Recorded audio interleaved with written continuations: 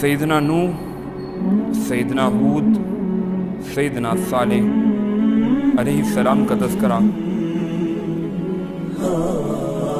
میں آپ لوگوں کے سامنے رکھ چکا ہوں۔ وقت گزرتا ہے، سیدنا صالح علیہ السلام کی جو قوم تھی، جب قوم سمود صفحہ ہستی سے مٹا دی گئی تو کچھ عرصے کے بعد سیدنا ابراہیم علیہ السلام کا زمانہ آتا ہے۔ ابراہیم علیہ السلام کی جو زوجہ ہیں سیدہ سارہ، جو کہ سیدنا اسحاق علیہ السلام کی والدہ ہیں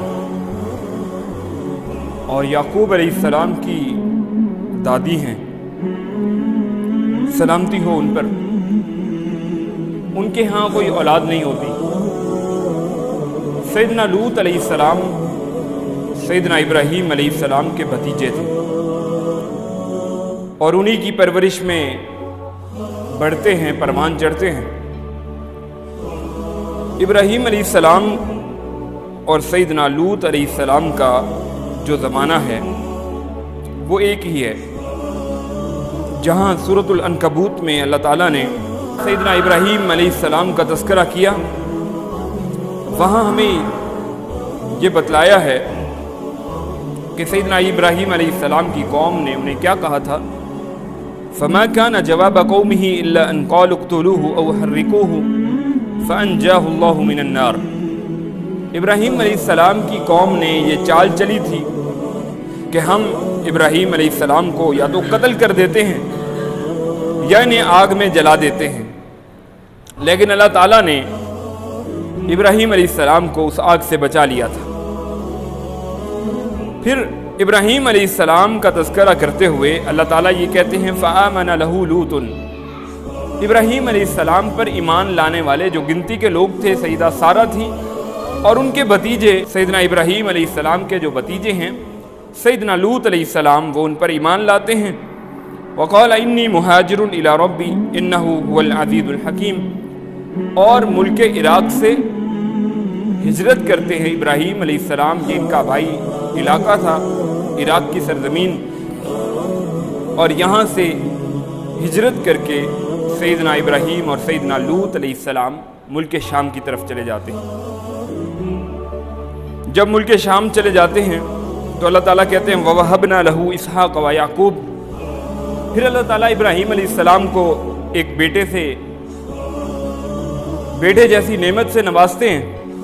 یعقوب علیہ السلام اور اسحاق علیہ السلام کا اللہ تعالیٰ نے تذکرہ کیا۔ اسحاق علیہ السلام سیدہ سارہ کے بطن سے پیدا ہوتے ہیں اور ان کی آگے نسل میں یعقوب علیہ السلام اور پھر یوسف علیہ السلام اور آگے انبیاء ان کی نسلوں میں جاری و ساری رہتے ہیں، جیسا کہ اللہ تعالیٰ قرآن میں سورۃ العنکبوت میں فرما رہے ہیں وَجَعَلْنَا فِي ذُرِّيَّتِهِ النُّبُوَّةَ وَالْكِتَابَ وَآتَيْنَاهُ أَجْرَهُ فِي الدُّنْيَا وَإِنَّهُ فِي الْآخِرَةِ لَمِنَ الصَّالِحِينَ۔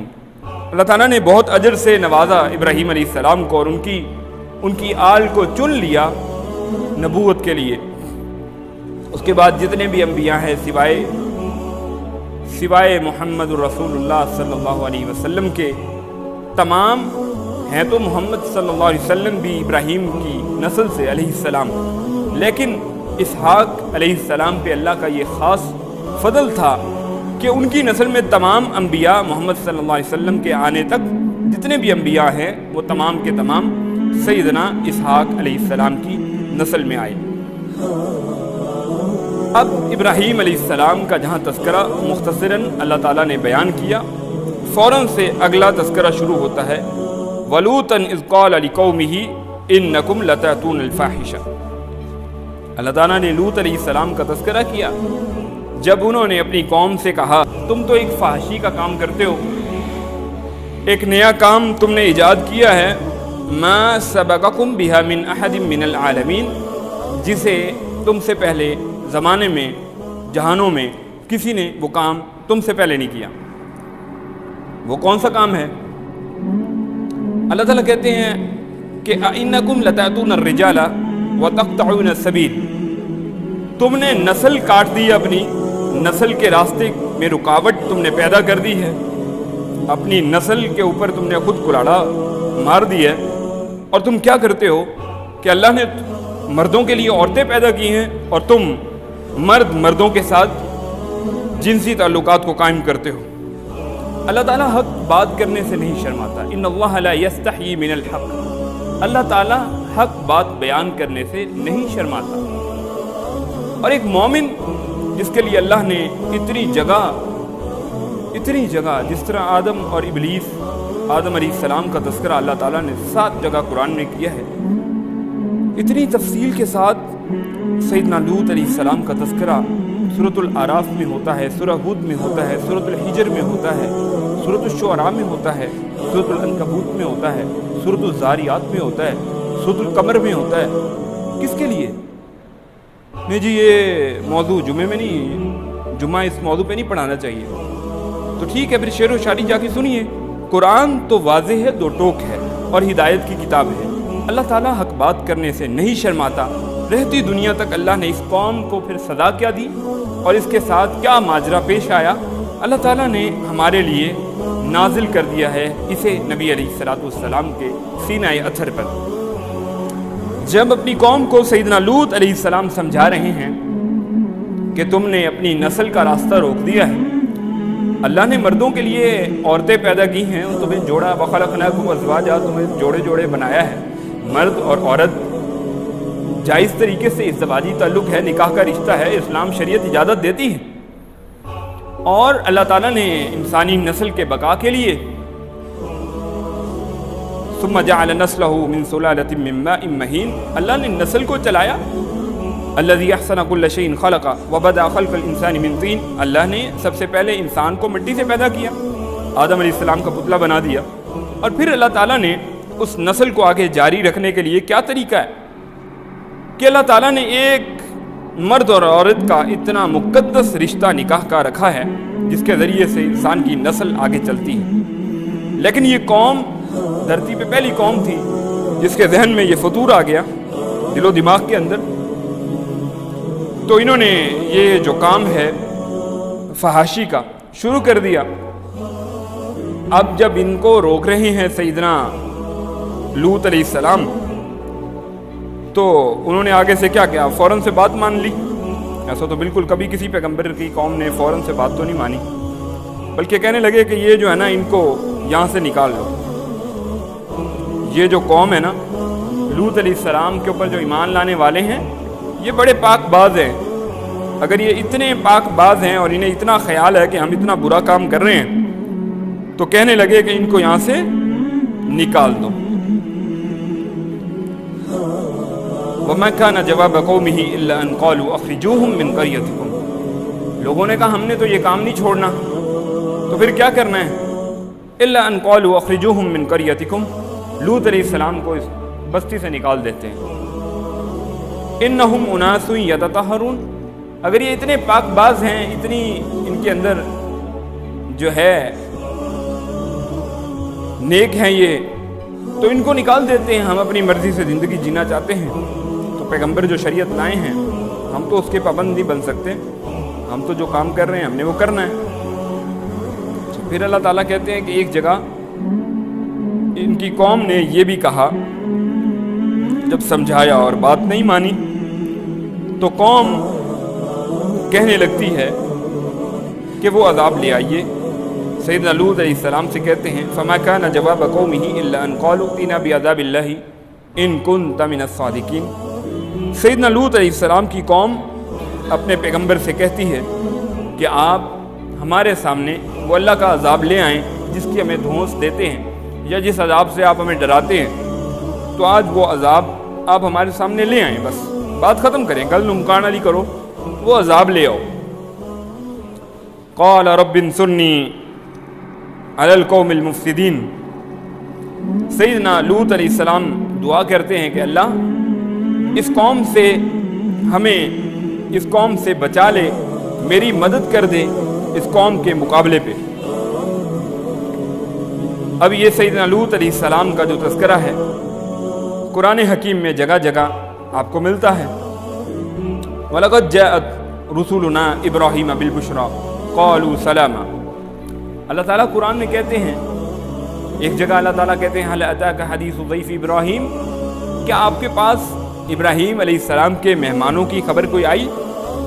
مہمان آ گئے ابراہیم علیہ السلام کے پاس، اور جب مہمان آئے تو ابراہیم علیہ السلام ان کو دیکھ کر ڈرنے لگ گئے۔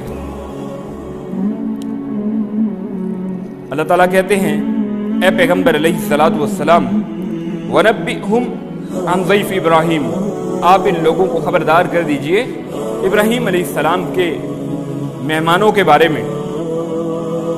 مہمان آئے، اِذْ دَخَلُوا عَلَيْهِ فَقَالُوا سَلَامًا، جب مہمان گھر میں داخل ہوئے تو کیا کہا انہوں نے؟ او جی کیا حال ہے، ٹھیک ہو؟ یہ نہیں کہا۔ اِذْ دَخَلُوا عَلَيْهِ فَقَالُوا سَلَامًا۔ قرآن نصیحت کر رہا ہے کہ کسی کے گھر آپ نے جانا ہے تو پہلے بات کرنے سے پہلے اس کو سلام کرنا ہے۔ رب کے فرشتے آتے ہیں اور آ کر ابراہیم علیہ السلام کے گھر سلام کرتے ہیں۔ اِذْ دَخَلُوا عَلَيْهِ فَقَالُوا سَلَامًا قَالَ إِنَّا مِنْكُمْ وَجِلُونَ، ابراہیم کہنے لگے ہمیں تو تم سے ڈر لگ رہا ہے۔ قَالُوا لَا تَوْجَلْ، انہوں نے کہا ڈرنا نہیں ہے ابراہیم، ڈرنے کی کیا بات ہے۔ إِنَّا نُبَشِّرُكَ بِغُلَامٍ عَلِيمٍ، ہم تو آپ کو ایک خوشخبری دینے آئے ہیں، ایک آپ کے گھر بیٹا پیدا ہونے والا ہے۔ اچھا، ابراہیم علیہ السلام کے پاس جب مہمان آتے ہیں تو ابراہیم علیہ السلام بہت زیادہ ڈر جاتے ہیں۔ قرآن کہتا ہے قال السلام، ابراہیم علیہ السلام سلام کا جواب دیتے ہیں۔ جب فرشتے سلام کرتے ہیں سلام کا جواب دیتے ہیں، اور پھر کیا کرتے ہیں؟ اب اس بات کا کیا اللہ تعالیٰ نے کیوں بتایا ہمیں؟ قرآن میں دو جگہ فما لبث ان جاء، فما لبث، ایک لمحہ بھی نہیں گزرا، مہمان جیسے ہی گھر آتے ہیں سلام مہمانوں نے کیا ہے، سلام کا جواب ابراہیم علیہ السلام نے دیا ہے، اور ایک لحظہ، ایک گھڑی، ایک لمحے کے لیے بھی انتظار نہیں ہے۔ فما لبث ان جاء بعجل حنیذ، ایک بچڑا بھنا ہوا لے کے آ جاتے ہیں، جانتے نہیں ہیں کون ہے، جانتے نہیں ہیں، ابراہیم کو نہیں پتا یہ کون آئے ہیں۔ ابراہیم علیہ السلام کی دیکھیے کیسی مہمان نوازی ہے، اور قرآن نے اس کا تذکرہ کیسے کیا ہے۔ فما لبث، ایک لمحہ بھی نہیں گزرا، ایک سیکنڈ بھی نہیں ویٹ کیا، سلام کیا انہوں نے، جواب دے دیا، اور پھر گئے گھر میں۔ فجاء بعجل حنیذ، ایک بچڑے کا گوشت کا ٹکڑا لے کر آتے ہیں بھنا ہوا، اور فلما، وہ فوراً سے آ کے مہمانوں کے سامنے رکھتے ہیں۔ لیکن مہمان تو اللہ کے فرشتے تھے، ابراہیم علیہ السلام کو پتہ نہیں چلا کہ میرے گھر جو مہمان آئے ہیں وہ اللہ کے فرشتے ہیں۔ فلما رأى أيديهم لا تصل إليه نكرهم، جب انہوں نے دیکھا کہ فرشتے جو مہمان میرے گھر آئے ہوئے ہیں، انہیں اب ابراہیم علیہ السلام کو نہیں پتا کہ میرے گھر میں آنے والے جو مہمان ہیں وہ اللہ کے فرشتے ہیں۔ ابراہیم علیہ السلام کے سامنے وہ انسانی شکل میں آئے ہیں، ابراہیم علیہ السلام ان کی مہمان نوازی کر رہے ہیں، اور سامنے گوشت کا ٹکڑا جو رکھا ہے، اب دیکھنے لگے کہ یہ تو کھا نہیں رہے۔ وَأَوْجَسَ مِنْهُمْ خِيفَةً، مہمانوں کو جب دیکھا کہ یہ آئے ہیں، خاموش بیٹھے ہیں، سلام بھی کیا ہے، جانتا بھی میں انہیں نہیں ہوں، اور یہ کھانا بھی نہیں کھا رہے، تو ابراہیم علیہ السلام کو تشویش ہوتی ہے اور ڈرنے لگ جاتے ہیں۔ وَأَوْجَسَ مِنْهُمْ خِيفَةً، ابراہیم علیہ السلام کو خوف آنے لگتا ہے۔ فرشتے فوراً سے کہتے ہیں قَالُوا لَا تَخَفْ، آپ نے ڈرنا نہیں ہے، آپ نے ڈرنا نہیں ہے۔ ایمان سے بتائیے کہ ابراہیم علیہ السلام کو گھر آئے مہمانوں کا پتہ نہیں چلا کہ آنے والے فرشتے ہیں یا انسان ہیں، تو سڑک کے کنارے بیٹھا ہوا میری قسمت کا حال کیسے بتا دیتا ہے؟ ابراہیم علیہ السلام کو نہیں پتا چلا کہ میرے گھر میں آنے والے یہ کون ہیں، انہوں نے سمجھا انسان ہیں، ان کی مہمان نوازی میں لگ گئے، لیکن ان کو نہیں پتا تھا، جب فرشتوں نے جب تک بتلایا نہیں، فرمایا کہ ہم لا تخف انا ارسلنا الی قوم لوط، ہم تو قوم لوط کی طرف بھیجے گئے ہیں۔ سیدنا ابراہیم علیہ السلام کے پاس فرشتے پہلے آتے ہیں، بشارت دیتے ہیں کہ آپ کے گھر میں بیٹا پیدا ہونے والا ہے، اور یہ بھی بتاتے ہیں انا ارسلنا الی قوم لوط۔ اب ایک قرآن کا مقام کیا کہتا ہے؟ قرآن کا ایک مقام یہ کہتا ہے کہ جب ابراہیم علیہ السلام نے دیکھا کہ فرشتے کوئی جواب نہیں دے رہے، کھانا بھی نہیں کھا رہے، تو ابراہیم علیہ السلام نے ان سے خود پوچھ لیا، اور ان سے کیا پوچھا کہنے لگے قال فما خطبکم ایھا المرسلون، کہ آپ کس لیے بھیجے گئے ہیں؟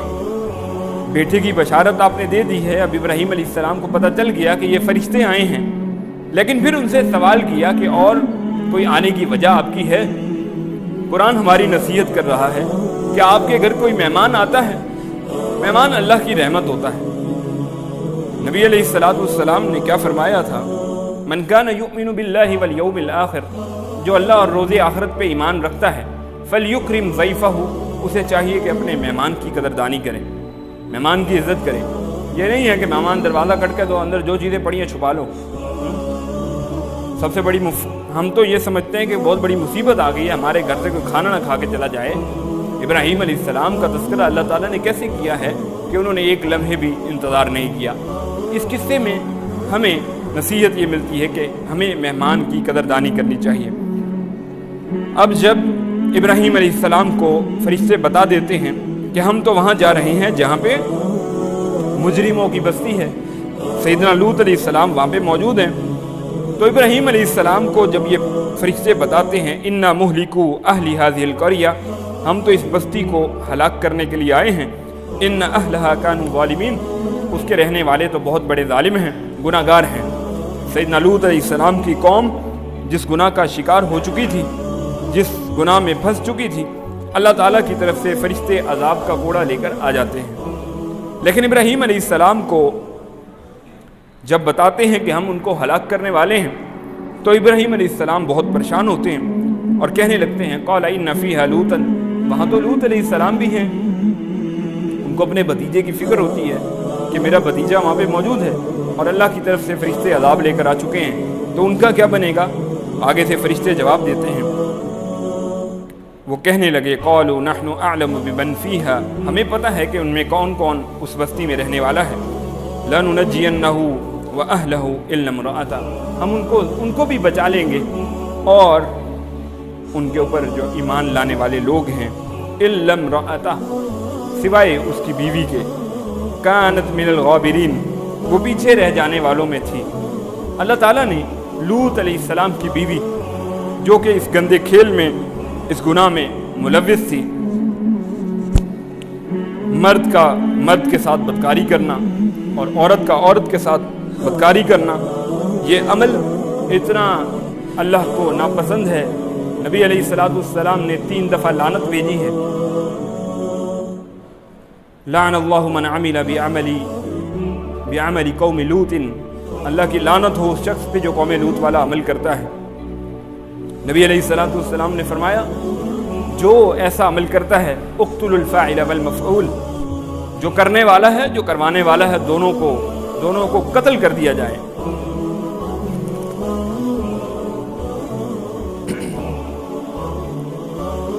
ولما ان جاءت رسولنا لوطا سیء بهم وضاق بهم ذرعا، اب جب یہ اللہ کے فرشتے عذاب لے کر سیدنا لوط علیہ السلام کے پاس آ جاتے ہیں تو سیدنا لوط علیہ السلام بہت پریشان ہو جاتے ہیں، اور ان کی پریشانی کی وجہ کیا ہے کہ قوم کو میں نے سمجھایا تھا لیکن بات نہیں سمجھی انہوں نے، اب اللہ کی طرف سے بہت بڑا عذاب آ چکا ہے۔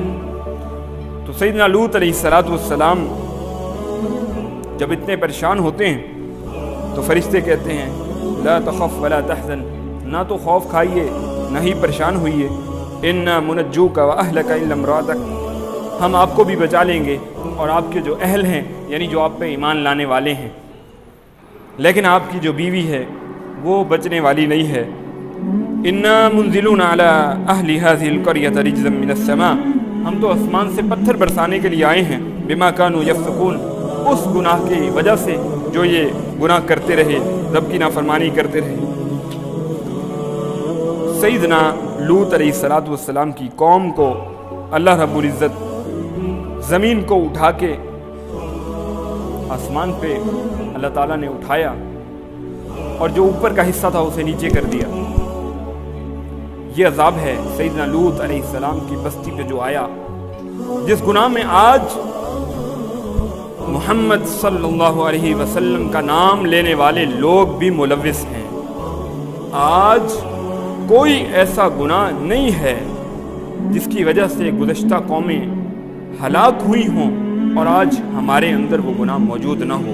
ایسا کوئی گناہ نہیں ہے. سیدنا نوح علیہ السلام کی قوم خالصتاً رب کے ساتھ شرک کرنے کی وجہ سے ہلاک ہوئی ہے. آج جگہ جگہ پہ مزار ہیں, مزاروں کو سجدے ہو رہے ہیں, طواف ہو رہے ہیں, عرق گلاب سے غسل ہو رہے ہیں. کسی کے کان پہ جوں بھی نہیں رکھتی, کوئی کسی کو سمجھا کے بھی راضی نہیں ہے. سیدنا ہود علیہ السلام کی قوم عاد, بغاوت, سرکشی, تکبر ہمیں موجود ہے. سیدنا صالح علیہ السلام کی جو قوم ہے, رب کے معجزے سے انکار کیا تھا. ہم بھی رب کے معجزے سے انکار کر کے زندگی جی رہے ہیں. یہ جو رب کا قرآن ہے, یہ کیا نبی علیہ السلام کا معجزہ نہیں ہے؟ اس کے ساتھ کتنا تعلق ہے ہمارا؟ کوئی ایسا گناہ نہیں ہے. سیدنا شعیب علیہ السلام, ان کی قوم کیا کرتی تھی؟ 4.5 میٹر کپڑے کے پیسے لے کے 4 میٹر دیتے تھے. ناپ تول میں کمی کرتے تھے نا. آپ 1 کلو مرغی لینے جائیں, 900 گرام ملتی ہے, 100 گرام صفائی کے, اور 100 گرام کی جگہ وہ جتنا ویٹ کے اوپر اس نے لگا کے رکھا ہے وہ آپ دیکھتے بھی نہیں ہیں. پتہ نہیں کتنا اس نے ریٹ لگایا ہوتا ہے. کتنے ایسے ٹھگ قسم کے لوگ ہیں, یہ ٹھگی اور فراڈ کرنے والے, جن کو قیامت کے دن کوئی احساس ہی نہیں ہے. اور قوم لوط, جس کے بارے میں اللہ کے پیغمبر نے فرمایا تھا مجھے اپنی قوم سے, مجھے اپنی امت سے اس گناہ کا بہت خوف ہے, وہی ہو رہا ہے, وہی ہو رہا ہے. اور کہاں ہو رہا ہے؟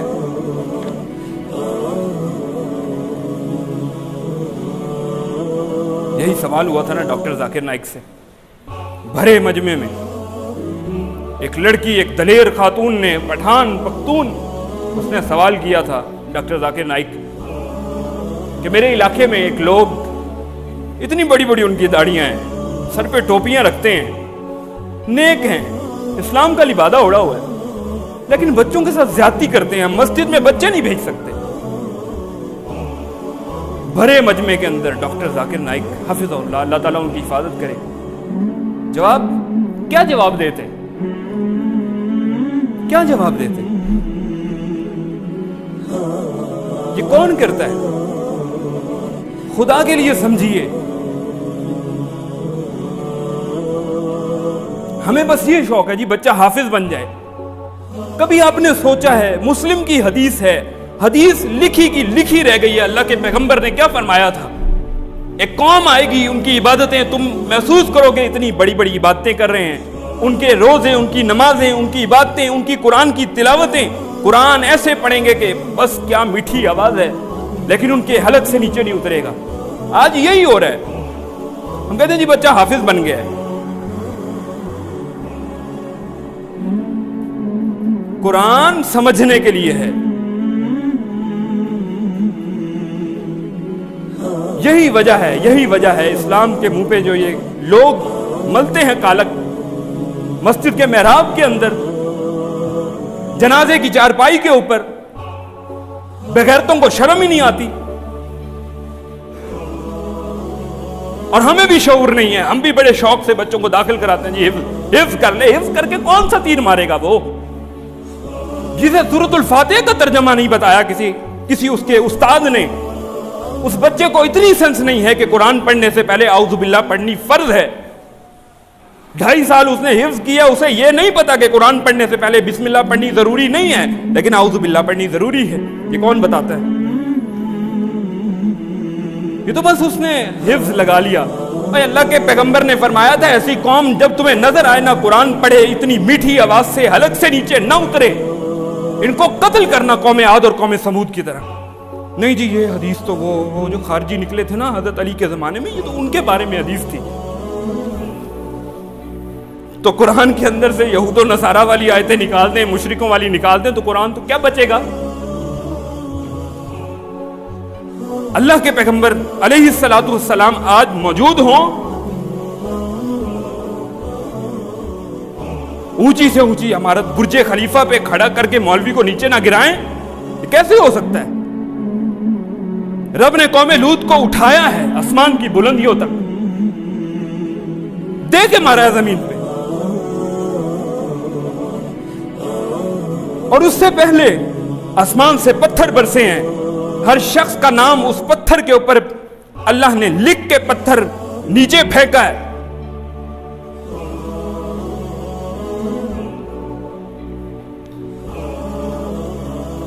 بچوں کی تربیت گھر رکھ کے کیجئے نا. خود اتنا قرآن سمجھیے کہ بچوں کو ایک ایک چیز ترجمے کے ساتھ یاد کرائیے جو اس کے حلق سے نیچے اترے تو صحیح. مولوی کو کچھ لینا دینا نہیں ہے. آپ نے قبر میں جا کے جواب دینا ہے. ذرا سوچئے تو صحیح. میرے سے اگر 1500 حافظ میں ان کو حفظ کروا دیتا ہوں, رب کا قرآن ان کو میں رٹے لگوا کے یاد کرا دوں, اور قیامت کے دن وہ میرے سے حفظ کیا ہوا میرا اسٹوڈنٹ, میرا شاگرد میرے سامنے آئے, میرے گریبان سے مجھے نوچ کے پکڑ لے کہ تو نے جو قرآن رب کا مجھے یاد کرایا تھا, ایک سورت کا ترجمہ بھی تو نے نہیں سکھایا تھا, رب کے دربار میں چھوٹ سکتا ہوں میں؟ بتا دیجئے ایمان سے, چھوٹ سکتا ہوں میں غدار ہوں. میں نے قرآن بغیر ترجمے, بغیر سمجھے, بغیر سمجھائے ظلم کیا ہے. میں نے اسے ڈنڈے مار مار کے رٹوا دیا ہے. پھر کہتے جی مدارس میں یہ کیوں ہوتا ہے؟ جی بھائی کیوں نہ ہو, آپ نے تربیت کر کے بھیجا.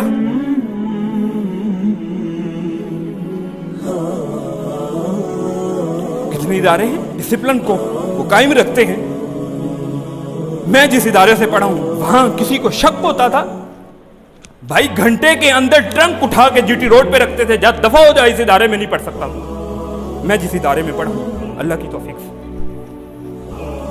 لیکن یہاں وہ دوسرے مولوی, نہیں جی وہ نشہ ملا دیا گیا تھا جی, وہ نہیں جی ایسے ہوا تو کچھ نہیں ہے جی. کس چیز کی یار وکالتیں کس چیز کی کرتے ہو؟ مان لو نا, ہڑپتے ہو لوگوں کا مال, دین سے تمہیں کوئی لینا دینا نہیں ہے. اگر ہوتا یہ طوطوں کی طرح رٹے نہ لگواتے قرآن کو. کس صحابی نے بغیر سمجھے قرآن یاد کیا؟ کوئی ایک صحابی کا نام مجھے یہاں کوئی بندہ پیش کر دے کہ سیدنا ابو بکر نے قرآن کی ایک سورت بھی بغیر سمجھے حفظ کی ہو, یا کسی صحابی کے ساتھ حافظ کا ٹائٹل آپ نے پڑھا ہو, حافظ ابو ہریرہ, حافظ ابو بکر, حافظ عمر رضوان اللہ علیہم اجمعین, جن کو رب نے قرآن میں گارنٹی دے دی ہے رضی اللہ عنہم ورضوا عنہ. کوئی ایک صحابی, یہ کہاں سے ٹرینڈ آ گیا؟ نہیں جی آپ دیکھیں یہ تو غلط بات کر رہے ہیں نا. بھائی میں غلط بات سوچیے تو صحیح, میں یہ کیوں کر رہا ہوں, کس طرف کے تحت؟ یار اعتکاف کے اندر کیا نہیں سنتے خبریں, کانوں میں نہیں پڑتی خبریں؟ اعتکاف کے اندر بیٹھے ہوئے یہاں تک داڑھی ہے. کیوں ہوا یہ؟ کیونکہ اسے دین کی سمجھ ہی نہیں ہے. اس نے لبادہ اوڑا ہوا ہے, اس نے لبادہ اوڑا ہوا ہے, داڑھی رکھی ہوئی ہے, شلوار ٹکنے سے اوپر ہے, لیکن قرآن اس کی حلق سے نیچے نہیں اترتا. رب کی حرام کردہ چیزیں ان کو وہ حرام نہیں سمجھتا, رب کی حلال کردہ چیزوں کو حلال نہیں سمجھتا. اس کو نہیں پتا, الف بے کا نہیں پتا. گنتی کی 4 حدیثیں رٹ کے وہ کہتا جی حدیثیں تو 600 سال بعد لکھی گئی ہیں. جی کمال ہو گیا بھائی. قرآن کتنا پڑھا ہے؟ قرآن تو نصیحت کے لیے تھا نا. قرآن کسی کے سینے میں ہو. یہی جواب ڈاکٹر ذاکر نائک نے دیا نا. بہن آپ کے سوال میں تضاد ہے. آپ یا تو ایک حصہ مانیے کہ وہ اسلامی ہے معاشرہ, یا دوسرا مانیے کہ وہاں پہ جناب پیڈو فائلز ہیں, بچوں کے ساتھ ریپ کرتے ہیں. کتنی مساجد ہیں یار. سرحد کے اندر جائیے کے پی میں, لوگ اس ڈر سے بچوں کو مسجد نہیں بھیجتے کہ پتہ نہیں کیا یہاں کون سی کاروائی ہو جائے گی. افسوس تو ہمیں ہوتا ہے. ایک ایگزامپل سیٹ ہو جائے نا, ایک ایگزامپل سولی پہ لٹکا دیں, اور یہ جو کرائے کے مولوی ہوتے ہیں جو اسے بچانے کے لیے نکلتے ہیں, پھر نشہ ملایا ہوا تھا جی, یہ ہو گیا تھا جی, وہ ہو گیا تھا. سب سے بڑے گناہگار وہ والدین ہیں جنہوں نے اپنی اولاد کی تربیت نہیں کی, جو خود اس قابل نہیں بنے کہ قرآن بچے کو خود یاد کرواتے, خود کرتے, خود سمجھتے, خود سمجھاتے. بس بھیج دیا جی, کیا کریں جی, جیب خرچی نہیں ہوتی, سکول پڑھانے کے پیسے نہیں ہیں, چل جا یار مسجد سے چلا جا. انا للہ و انا الیہ راجعون. اللہ کے پیغمبر علیہ الصلوۃ والسلام کی حدیث, سیدنا عبداللہ بن عباس کیا کہا کرتے تھے کہ جو یہ عمل کرے اس کو علاقے کی سب سے اونچی منزل، اونچی عمارت سے گرایا جائے اور اس پہ پتھر برسا کے اسے مار دیا جائے۔ ہمیں یہ نعرہ یاد ہے، من سب نبیا فاقتلوہ، من سب نبیا فاقتلوہ۔ کہاں لکھا ہے یہ؟ یار ہم گستاخی کی سزا دینا میرا کام ہے یا حکومت کا کام ہے؟ جو میرے اختیار میں نہیں ہے وہ میں کرنے کے لیے تیار ہوں۔ تربیت کی ضرورت ہے، تربیت کی ضرورت ہے۔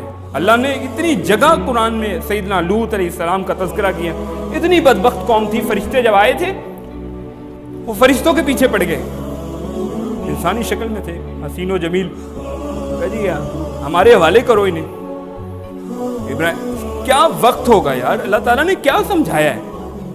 بس اللہ رب العزت سے دعا ہے قرآن و حدیث سمجھ کر اس پر عمل کرنے کی توفیق عطا فرمائے۔ اسلام کو بدنام کرنے والے اللہ تعالیٰ ان کو نیست و نابود فرمائے، اور ہمیں سچی لگن، سچی تڑپ، سچی اللہ اور اس کے رسول سے محبت اللہ تعالیٰ ہمیں نصیب فرما دے کہ ہم قرآن پڑھیں تو ہمارے حلق سے نیچے اتریں۔ اللہ رب العزت جو کچھ سنا ہے، سنایا ہے، اس پر عمل کر کے ہمارے ایمان کا حصہ بنا دے۔ وآخر دعوانا ان الحمد للہ رب العالمین۔